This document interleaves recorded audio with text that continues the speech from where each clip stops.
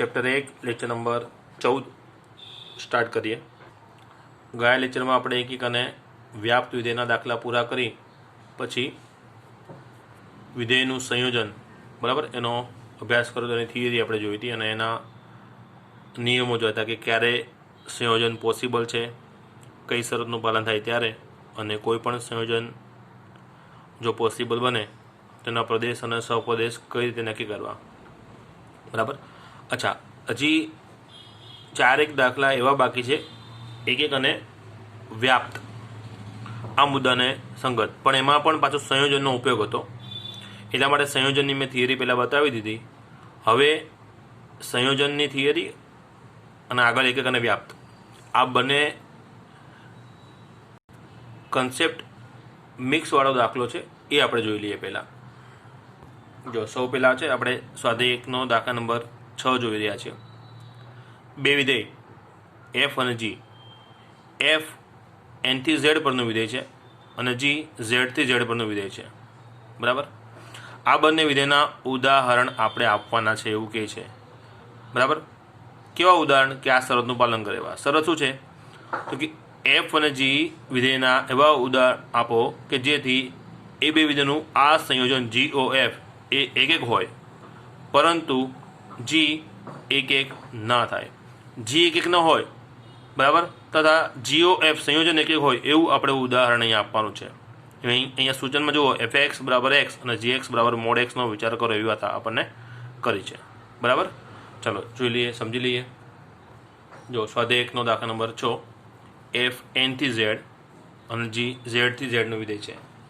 તો એફ માટે જે શરત છે શરત આ પ્રમાણે બનાય છે એફ ઓફ એક્સ બરાબર એક્સ, એટલે કે અંદર જે એક્સ હોય એ જ બહાર આવે, અને જી માટે વિધેય માનાંક વિધેય આપણે વ્યાખ્યાયિત કર્યું છે, આ પ્રમાણે ધારણા કરી છે। તો જુઓ તો આપણે રકમમાં જે શરત કીધી છે એ બંને શરતોનું પાલન આ બંને વિધેય કરે છે કે નહીં બરાબર। તેમાં પહેલી શરત શું હતી, જી એક એક ન થવું જોઈએ બરાબર। તો જોઈ લઈએ વિધેય જી એક એક થાય છે કે નહીં। તો ક્લિયર જ છે, પ્રદેશ કયો છે ઝેડ, ઝેડમાં ધન અંકો પણ આવે ઋણ અંકો પણ આવે, અને વિધેય જી શું છે માનાંક, માનાંક શું કરે, ધન હોય તો પણ ધન કરે, ઋણ હોય તો પણ ધન કરશે, એટલે કોઈ પણ બે ધન અને ઋણ સમાન અંક લઈ લેવાના। જેમ કે મેં એક્સ બરાબર પહેલાં મેં 1 લીધો તો એકનો માનાંક 1 થયો, અને એક્સ બરાબર -1 લીધો એનો પણ માનાંક 1 થઈ ગયો। ટૂંકમાં જવાબનું પુનરાવર્તન થાય છે, ઘટકો અલગ અલગ લીધા તો પણ, એટલે કે 1 અને -1 સરખા નથી, તેમ છતાં પણ અહીંયા આ જી લખવાનો છે, જીમાં 1 અને જીમાં -1 બંનેના એપ્લિકેશન કેવા આવ્યા, સરખા આવ્યા। આ જી છે જી ઓફ 1 અને આ છે જી ઓફ -1 બરાબર, એટલે 1 -1 સરખા નથી તેમ છતાં પણ જીમાં 1 અને -1ના એપ્લિકેશન કેવા આવ્યા, સરખા, માટે જી એક એક વિધેય નથી બરાબર।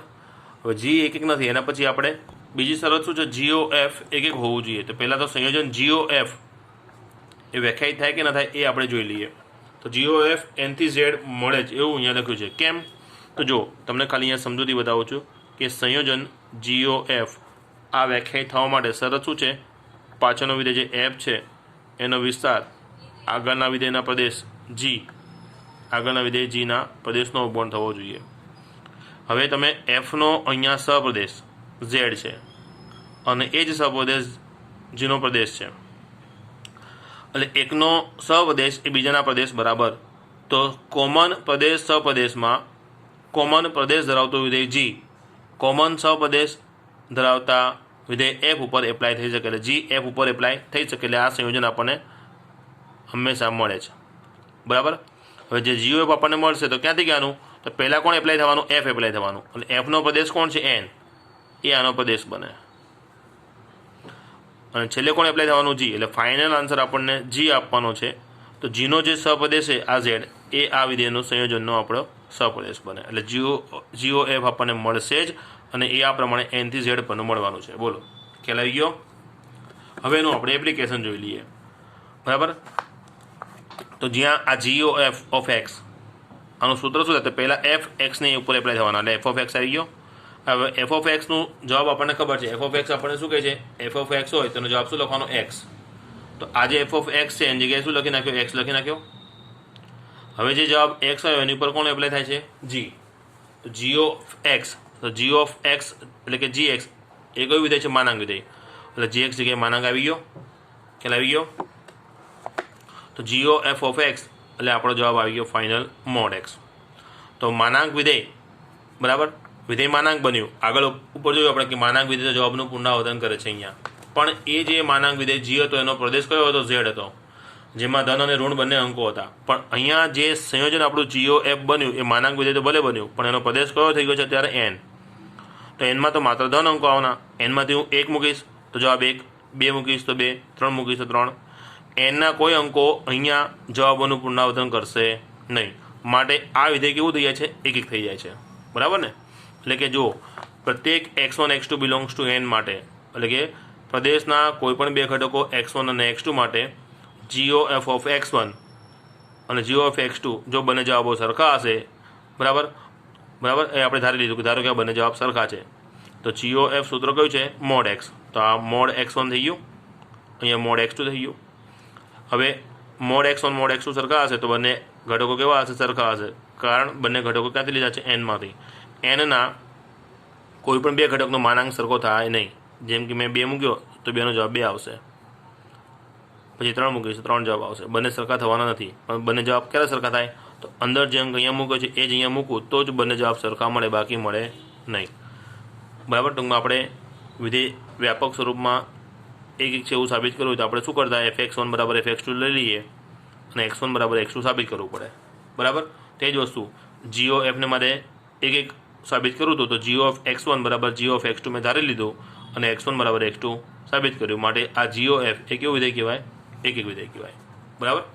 ટૂંકમાં રકમમાં આપણે જે ઉદાહરણ માંગ્યા હતા એવા ઉદાહરણ આપણે એફ અને જીના આપ્યા છે, એફના અને જીના, કે જેથી જી એક એક થતું નથી, પરંતુ જી અને એફનું સંયોજન જીઓ એફ એ કેવું થાય છે? એક એક વિધેય થાય છે. ક્લિયર?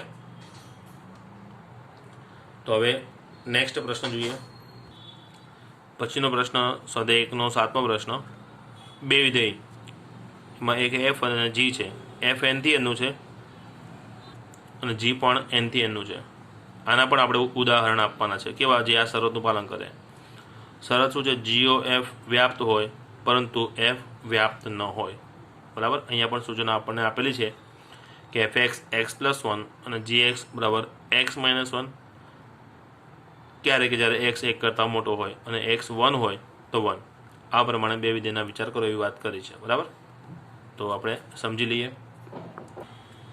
ચલો દાખલા નંબર 7. એફ એનથી એનનું વિધેય છે અને જી પણ એનથી એનનું હતું. રકમમાં એફ એક્સ બરાબર x+1નું સૂચન કરેલું છે. જી એક્સ બરાબર x-1 અથવા 1 આવું સૂચન કરેલું છે. x-1 ક્યારે લેવાના? જો x 1 કરતાં મોટો હોય અને x બરાબર 1 હોય ત્યારે જવાબ 1 લઈ લેવાનો. આ રીતે બે વિધેયની વાત કરેલી છે. હવે રકમમાં આપણે બે શરત જે કીધી છે એ પ્રમાણે વિધેય એફ વ્યાપ્ત હોવું જોઈએ નહીં. બરાબર. તે એફ વ્યાપ્ત છે કે નહીં એની આપણે ચકાસણી કરીએ. વિધેય વ્યાપ્ત ક્યારે કહેવાય? જ્યારે વિધેયનો વિસ્તાર એના સપ્રદેશ બરાબર થાય તો આપણે વિધેયનો વિસ્તાર શોધીએ. કોઈપણ વિધેયનો વિસ્તાર એનો અર્થ થાય વિધેયમાં આખો પ્રદેશ આપણે મૂકી દેવાનો હોય. પ્રદેશ અહીંયા એન છે એટલે એનના ઘટકો વારાફરતી મૂકો. જેટલા પણ જવાબો બને એ બધા જવાબોનો એક ગણ બનાવો તો એ જવાબોનો ગણ એ વિસ્તાર બને. તો પ્રદેશ અહીંયા એન છે, એના ઘટકો 1 2 3 અનંત સુધી થાય. તો પહેલો ઘટક 1 એટલે એનો જવાબ f(1), બીજો ઘટક 2 એનો જવાબ f(2), f(3), f(4) અનંત સુધી. આ બધા ઘટકોના જવાબો એનો આ ગણ બનાવ્યો એ આપણો વિસ્તાર બને. તો f(1x) બરાબર 1 મૂકીશ તો જવાબ 2 આવશે.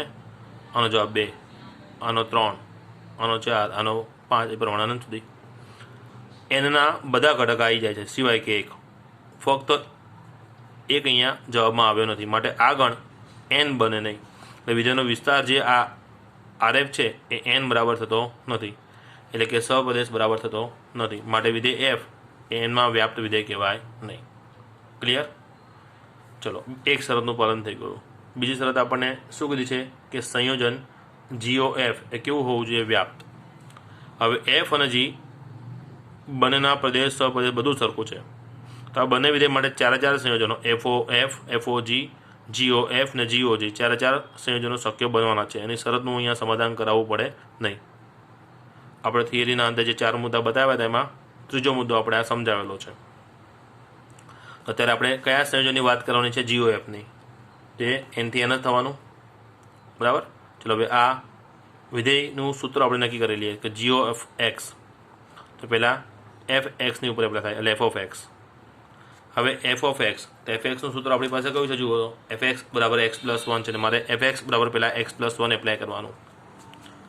હવે g એ x+1 ઉપર એપ્લાય થાય છે, બરાબર. તો જીનું સૂત્ર શું કહે છે? જી જે ઘટક ઉપર એપ્લાય થાય એ ઘટક 1 કરતાં મોટો હોય તો તમારે સૂત્ર આ વાપરવાનું, અને ઘટક 1 હોય તો જવાબ તમારે 1 લખી દેવાનો. તો અત્યારે જી કોની ઉપર એપ્લાય થાય છે સમજો? જી એપ્લાય થાય છે x+1 ઉપર.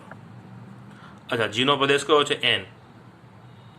nનો પહેલો ઘટક હું અહીંયા x બરાબર 1 મૂકું તો પણ આ મિનિમમ જવાબ કેટલો છે? 2 છે. એટલે x nમાંથી હોય તો x+1 કેવા થાય? 1 કરતાં મોટા થવાના. ખ્યાલ આવી ગયો? તો જી જે x+1 ઉપર એપ્લાય થાય છે એ x+1 1 કરતાં મોટો છે, અને 1 કરતાં મોટા x માટે, એટલે કે 1 કરતાં મોટી જે પણ સંખ્યા જેની પર જી એપ્લાય થાય છે એ શું કહે છે? એ ઘટકમાંથી 1 બાદ કરો. એટલે જી જે x+1 ઉપર એપ્લાય થાય છે એ અંદરની કિંમત 1 કરતાં મોટી હોવાથી આપણે આ સૂત્ર વાપરવું પડશે, અને સૂત્ર કહે છે અંદર જે પણ કિંમત છે એમાંથી 1 બાદ કરો. ખ્યાલ આવી ગયો? આ સૂત્ર કઈ રીતે વપરાયું? તો 1 1 કેન્સલ, એટલે જવાબ x આવી ગયો. તો હવે આ વિધેયનું સૂત્ર કેવું બની ગયું? GOF(x) બરાબર x, એટલે અંદર જે x આવશે એ બહાર આવશે. તો વિધેયના સૂત્રમાં કિંમતો ક્યાંથી આવે? એના પ્રદેશમાંથી આવે. તો GOFનો પ્રદેશ કયો છે? n છે. તો nના બધા ઘટકો આપણે વારાફરતી અહીંયા મૂકશું, અને nમાંથી 1 મૂકીશું જવાબ 1 આવશે, nમાંથી 2 મૂકીશું એટલે 2 આવશે, nમાંથી 3 મૂકીશું એટલે 3 આવશે. ટૂંકમાં આખો n વારાફરતી અહીંયા મૂકાશે તો આખો n 12 આવશે. 12 આવશે મતલબ સપ્રદેશ. જવાબ આવશે, જવાબમાં કોણ આવશે? આખો n. એટલે આ વિસ્તાર થઈ ગયો, સોરી કોનો? GOFનો, રેન્જ ઓફ GOF. એટલે GOFનો વિસ્તાર કોણ બને છે? n, જે એનો સપ્રદેશ છે.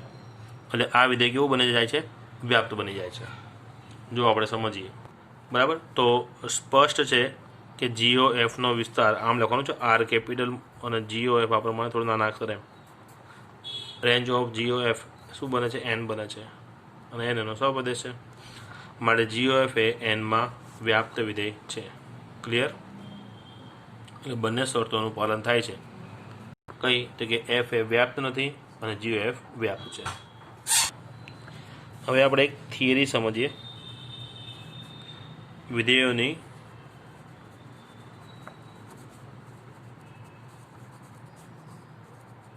બેઝિક ક્રિયા જે તમે 11માં સમજીને આવ્યા છો, બરાબર. ધારો કે f a થી b નું વિધેય છે. fx બરાબર મેં સૂત્ર મૂક્યું x+3, અને g c થી d નું વિધેય છે, અને gx બરાબર મેં સૂત્ર મૂક્યું 5x, બરાબર. તો આ બે વિધેય f અને g વચ્ચેની બેઝિક ક્રિયા એટલે કઈ કઈ? બે વિધેયનો સરવાળો f+g, બાદબાકી, ગુણાકાર કે ભાગાકાર. આ વ્યાખ્યાયિત જો કરવું હોય તો એની શરત છે કે fનો પ્રદેશ અને gનો પ્રદેશ એ બેનો છેદગણ લેવાનો. છેદગણ ગમે તે આવે અને ખાલી ગણ આવવો જોઈએ નહીં. તો ને તો જ આ 4 બેઝિક ક્રિયા વ્યાખ્યાયિત થાય, બરાબર. અને માનો કે મારે f+g વ્યાખ્યાયિત કર્યું છે, તો fનો પ્રદેશ એટલે a, gનો પ્રદેશ એટલે c. આ બંનેનો છેદગણ મારે શોધવાનો, અને કેવો હોવો જોઈએ? ખાલી ગણ ન થવો જોઈએ, બરાબર. જો a છેદ c ખાલી ગણ ન હોય તો જ આ બેઝિક ક્રિયા સરવાળો વ્યાખ્યાયિત થશે. એટલે આ જે વિધેય બન્યું, f અલગ વિધેય છે, g અલગ છે, અને બંનેના સરવાળાથી બનતું વિધેય f+g એ પણ આખું અલગ વિધેય છે. અને આ સરવાળાથી બનતું વિધેય વ્યાખ્યાયિત થશે તો એ વિધેયનો પ્રદેશ કોણ બનશે?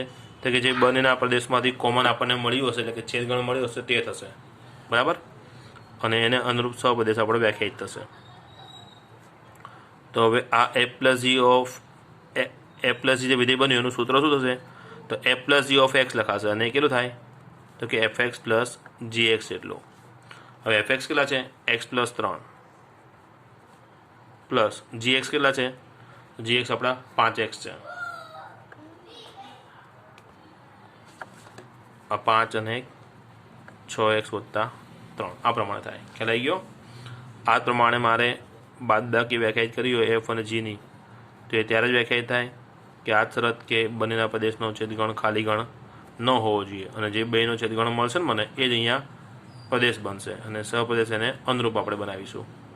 અને બાદ બાકીનું એપ્લિકેશન પણ એ પ્રમાણે થશે કે F minus G of X શું થાય, તો કે F X minus G X જેટલું થાય. આ વસ્તુ આપણે 11માં ભણી ગયા છે, ધ્યાન આપજો. ફરી તમારા માટે એકવાર રિવાઇઝ કરાવું છું. એફ એક્સ શું છે? એક્સ પ્લસ 3, જી એક્સ કેટલો છે? 5x, બરાબર. તો એક્સમાંથી 5x જાય એટલે 3 માઇનસ 4x આ પ્રમાણે વિધેય બને. આ પ્રમાણે બેનો ગુણાકાર વ્યાખ્યાયિત કરીએ તો એફ અને જીનો ગુણાકાર, એફ ક્રોસ જી લખો અથવા એફ ઇન્ટુ જી લખો, બંને ચાલે. એ પણ વ્યાખ્યાયિત થશે તો એનો પ્રદેશ કોણ બનશે? બંનેનો છેદગણ અને અનુરૂપ સહપ્રદેશ. અને એફ ઇન્ટુ જી એક્સનું એપ્લિકેશન કેવું થશે? તો કે F X into G X જેટલું. એફ એક્સ કેટલા છે? એક્સ પ્લસ 3, જી એક્સ કેટલા છે? 5x. 5x અહીંયા ગુણો તો 5x સ્ક્વેર, 5 તરી 15x. આ પ્રમાણે સૂત્ર બનશે. ખ્યાલ આવી ગયો? અને બંનેનો ભાગાકાર એટલે કે એફ ડિવાઈડ જી એ વ્યાખ્યાયિત કરવું હશે તો અહીંયા પણ શરત એ જ છે બંનેનો છેદગણ કેવો થવો જોઈએ? ખાલી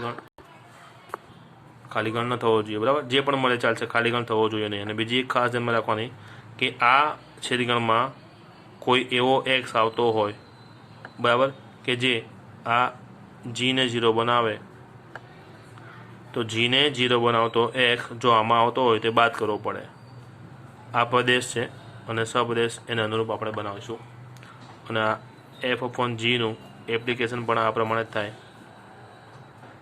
F X upon G X. હવે એફ એક્સ શું છે? એક્સ પ્લસ 3, જી એક્સ કેટલા છે? 5x. અહીંયા છેદમાં કોણ છે? 5x. આ કિંમત 0 ક્યારે બને? તો કે એક્સ જ્યારે 0 હોય તો. એક્સ 0 હોય તો છેદ 0 બને, બરાબર. એટલે એક્સ 0 લેવાશે નહીં. ટૂંકમાં આ સૂત્રમાં છેદ 0 બને એવી કિંમત કઈ છે? તો કે એક્સની કિંમત 0. એટલે એક્સ જ્યારે 0 હોય તો છેદ 0 બને, એટલે એક્સની કિંમત અહીંયા 0 લેવાશે નહીં. આ પ્રમાણેની તકેદારી રાખવી પડે, બરાબર. તો આ બેઝિક ક્રિયાઓ કઈ રીતે વ્યાખ્યાયિત થાય છે એ તમને ફરી એકવાર યાદ કરાવ્યું. હવે પાછું આપણે કન્ટિન્યુ કરી દઈએ. નેક્સ્ટ જે પણ આપણે પ્રશ્ન ભણવાનો છે તે હવે આપણે ભણીશું ઉદાહરણ નંબર 50. ચલો 50મું ઉદાહરણ જોઈએ. તદેય વિધેય આઈ, જો તમને યાદ હોય તો આઈ તદેય વિધેય છે. આઈડેન્ટિટી ફંક્શન એવું એ રીતે ઓળખાય છે, એના પરથી આઈ લીધો છે. માનો કે અહીંયા એ લખ્યો છે, તેનો અર્થ થાય આઈ તે એ પરનું તદેય વિધેય છે. આઈ એ પરનું તદેય વિધેય મતલબ આ વિધેયનો પ્રદેશ પણ એ અને સપ્રદેશ પણ એ, બરાબર. આવો અર્થ છે જે આપણે 11માં સમજ્યા છીએ. તો અહીંયા શું લખ્યું છે? આઈ એન લખ્યું છે, મતલબ એન પરનું આ તદેય વિધેય છે. એટલે પ્રદેશ પણ એન, સપ્રદેશ પણ એન. અને આઈ ઓફ એક્સ તદેય વિધેય તો શું કે જે અંદર એક્સ હોય જ બહાર આવે. આ એન તો લખો તો પણ ચાલે, ન લખો તો પણ ચાલે, બરાબર. પ્રત્યેક એક્સ બિલોંગ્સ ટુ એન દ્વારા આ પ્રમાણે વિધેય વ્યાખ્યાયિત છે. તો સાબિત કરો કે આ જે આપણું વિધેય આઈ છે, બરાબર, એ વ્યાપ્ત હોવા છતાં પણ આઈનો આઈ સાથે સરવાળાથી બનતું વિધેય જે એનથી એનનું થવાનું છે, જેનું સૂત્ર I N of I N X, તો એ કેટલું થાય? I N X plus I N X, એટલે કે I X plus I X આપણે એમ સમજી શકાય. તો આઈ એક્સ કેટલો છે? એક્સ છે. તો આપણે આઈ એક્સ એક્સ એટલે એક્સ પ્લસ એક્સ 2x એ વ્યાપ્ત થવાનું નથી. આ આઈ પોતે તદેય વિધેય છે, પણ આઈનો આઈ સાથે સરવાળાથી બનતું નવું જે વિધેય આવ્યું ને એ વિધેય વ્યાપ્ત નથી એવું બતાવવું છે. એટલે આ વ્યાપ્ત છે પણ આ વ્યાપ્ત નથી એવું આપણે બતાવવાનું થયું. ખ્યાલ આવી ગયો? ચલો ઉદાહરણ 50. તદેય વિધેય આપણને આઈ આપ્યું છે એન પરનું, એટલે એનથી એનનું સૂત્ર છે જે પણ એક્સ અંદર હોય બહાર આવી જાય. તો અહીંયા સ્પષ્ટ છે, હમણાં આગળ બી આપણે સંયોજન જે GOF જોયું હતું એ પણ એન પરનું વિધેય હતું, બરાબર. અને એમાં પણ સૂત્ર આ જ હતું, જે એક્સ અંદર હોય બહાર આવે. એ જ વસ્તુ આ છે, GOF જગ્યાએ ખાલી આઈ લખાઈ ગયો છે, બરાબર. હવે સૂત્રમાં કિંમત ક્યાંથી મૂકીશું? પ્રદેશમાંથી મૂકીશું. એનના બધા ઘટકો અંદર મૂકીશું ને એ જ બધા ઘટકો બહાર આવવાના. તો સ્પષ્ટ જે એન અંદર મૂકાશે એ જ એન બહાર આવશે, વિસ્તાર બનશે. તો બહાર એન જ આવી ગયો, તો એન વિસ્તાર બને છે જે સપ્રદેશ એટલો થાય, બરાબર. તો અહીંયા સ્પષ્ટ છે કે આઈ એને વ્યાપ્ત વિધેય છે, જે આપણે હમણાં સમજાવ્યું પ્રમાણે, બરાબર. હવે આઈનો આઈ સાથેનો સરવાળો, તો આ સરવાળાનો જે પ્રદેશ છે એન કઈ રીતે નક્કી કર્યો? તો હમણાં મેં સમજાવ્યું હતું કે કોઈ પણ બે વિધેયનો મારે સરવાળાનું બેઝિક ક્રિયા બનાવવી હોય તો ડી એટલે ડોમેન કોનો? આઈનો, અને એનો સરવાળો કોની સાથે થાય છે? આઈ સાથે છે. એટલે આઈના પ્રદેશનો આઈના પ્રદેશ સાથે છેદગણ. તો આઈનો પ્રદેશ એન છે, આ પણ આઈનો પ્રદેશ એન છે. તો બેનો છેદગણ કોણ થયો? એન થયો. તો આ જે છેદગણ આવ્યો ને એ અહીંયા પ્રદેશ બને, અને બંનેનો કોમન સહપ્રદેશ એ એનો એન જ અહીંયા આવશે. ક્લિયર? આનું એપ્લિકેશન કેવું થાય? આઈ પ્લસ આઈ ઓફ એક્સ કેટલું થાય? આઈ X plus I x. I x x છે, આપણે એક્સ છે, એટલે એક્સ પ્લસ એક્સ કેટલું થઈ ગયો? 2x થઈ ગયો. હવે આ વિધેય એક એક થાય, સોરી વ્યાપ્ત થાય? ન થાય. કેમ? પ્રદેશ એન છે, એનમાંથી અહીંયા કિંમત મૂકીશ, પહેલો જવાબ મને 2 મળશે. પછી બીજો ઘટક 2 મૂકીશ, જવાબ 4 આવશે, પછી 6 આવશે. 2 4 6 આવો ગણ બનશે વિસ્તારનો, જે એન જેટલો થાય નહીં, એટલે વ્યાપ્ત બને નહીં. તો જો અહીંયા આ રીતે પણ સમજી શકાય, બરાબર. આ પ્રમાણે પણ આપણે વિસ્તાર સુધીને પણ વ્યાપ્ત ચકાસી શકીએ. અથવા બીજી રીત જે છે અહીંયા બતાવી છે કે જો ધારો કે કોઈક એક્સ બિલોંગ્સ ટુ એન પ્રદેશ માટે આ જે વિધેય આપણું છે સરવાળાનું, એનો જવાબ 5 આવે છે. 5 એટલા માટે ધારીએ છે કે જે જવાબમાં આવવાનું નથી આપણને ખબર છે એટલા માટે. તો આનો જવાબ 5 ક્યારે બને? જ્યારે આનું સૂત્ર કેટલું છે? 2x. એ 2x 5 બને. તો 2x ક્યારે 5 બને? જ્યારે x 5/2 બને. તો હવે x ક્યાંથી લેવાનો? એનમાંથી લેવાનો. તો xની કિંમત 5/2 એ આપણે પ્રદેશ એનમાંથી મળવાની નથી. આમ કોઈ પણ એક્સ બિલોંગ્સ ટુ એન એટલે કે પ્રદેશ માટે એવો નથી મળતો કે જેથી આ સૂત્રનો જવાબ આપણને 5 મળે. હવે જો 5 એ જવાબમાં નથી તો 5 એ વિસ્તારમાં નથી, મારે 5 એ વિસ્તાર આરમાં નથી. કોનો વિસ્તાર? તો આ વિધેયનો. વિધેય કયું છે? આઈ પ્લસ આઈ, બરાબર ને? એટલે આઈ પ્લસ આઈના વિસ્તારમાં 5 આવતો નથી. તો આ આઈ પ્લસ આઈનો વિસ્તાર જે આર છે એ એન જેટલો એટલે કે સહપ્રદેશ જેટલો બને નહીં. માટે આઈ પ્લસ આઈ એ એનમાં વ્યાપ્ત વિધેય નથી. ક્લિયર? ચાલો નેક્સ્ટ પ્રશ્ન જોઈએ. ચાલો હવે આપણે ઉદાહરણ નંબર 51 જોઈએ.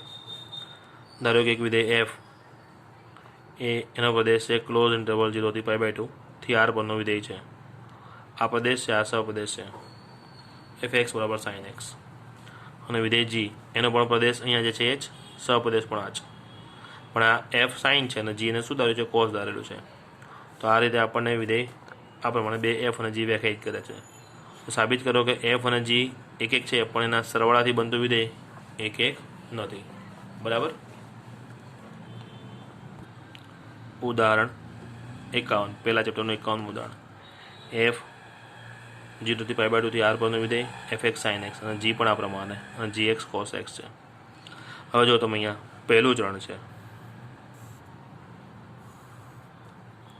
પહેલા ચરણમાં કોસની કિંમત અહીંયા 1 હોય અને ઘટતી ઘટતી ઘટતી કેટલી બને છે? અહીંયા 0 બને છે. અને પહેલા ચરણમાં સાઇનની કિંમત 0 હોય, જે વધતી વધતી કેટલી બને છે? 1. આ પોઈન્ટ 0 1 હોય છે, આ પોઈન્ટ કયો હોય છે? 1 0. ખ્યાલ આવી ગયો? તો સ્પષ્ટ છે આ દરેક ઘટક એ ઊંચાઈ અલગ અલગ છે અને આ અંતર અલગ અલગ છે. અંતર એ એક્સની કિંમતો બતાવે અને ઊંચાઈ તે વાયની કિંમતો બતાવે. અહીંયા એક પણ એક્સ ક્યાંય રિપીટ થવાનો નથી અને એક પણ વાય રિપીટ થવાનો નથી. સ્પષ્ટ છે કે પહેલા ચરણમાં સાઇન અને કોસ એક પણ જવાબનું પુનરાવર્તન કરતા નથી. બરાબર ને? ત્યાંથી ખ્યાલ આવી જાય એક પણ જવાબનું પુનરાવર્તન થતા નથી. માટે પહેલા ચરણમાં સાઇન પણ એક એક વિધેય છે અને કોસ પણ એક એક વિધેય છે. તો ઉપરોક્ત, આ તો તમને સમજૂતી માટે મેં બતાવ્યું, ઉપરોક્ત મુજબ સ્પષ્ટ છે કે 0 થી π/2ના કોઈ પણ બે ભિન્ન ઘટકો x1 અને x2 લઈએ તેના માટે સાઇનના જવાબો પણ સરખા નથી આવવાના અને કોસના જવાબ પણ સરખા નથી આવવાના. એટલે કે આ x1 પર સાઇન એપ્લાય કર્યો અને x2 પર મેં સાઇન એપ્લાય કર્યો, એટલે સાઇન થીટા સાઇન થીટા મેં અહીંયા x1 વાપર્યો, થીટા અહીંયા x2 વાપર્યો. બે જવાબ ક્યાંય સરખા થવાના નથી. ક્યારે? કે જો આ બંને ઘટકો હું પહેલા ચરણમાં ગમે ત્યાંથી લઉં ત્યારે. બરાબર? એ પ્રમાણે કોસ માટે એટલે જવાબોનું પુનરાવર્તન થતું નથી. માટે એફ અને જી બંને કેવા? એક એક વિધેય છે. ક્લિયર?